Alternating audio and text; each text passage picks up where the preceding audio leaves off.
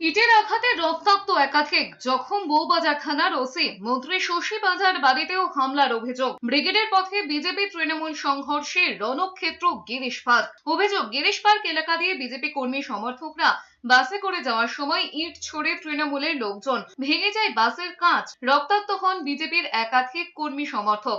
এরপরেই পাল্টা ইট বৃষ্টি শুরু করেন বিজেপির কর্মী সমর্থকরা।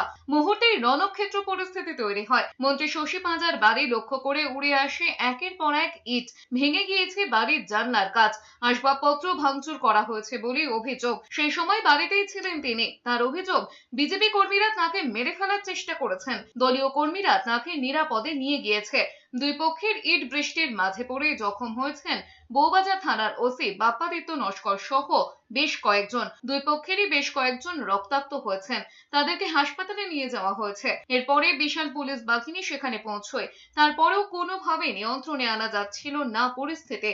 দুই পক্ষই রাস্তার দুই ধারে জমায়েত করে রাখেন। পুরুষ বিজেপি বাস থেকে নেমে ফ্লেক্স গুলো ছিঁড়ে পালিয়ে গেল।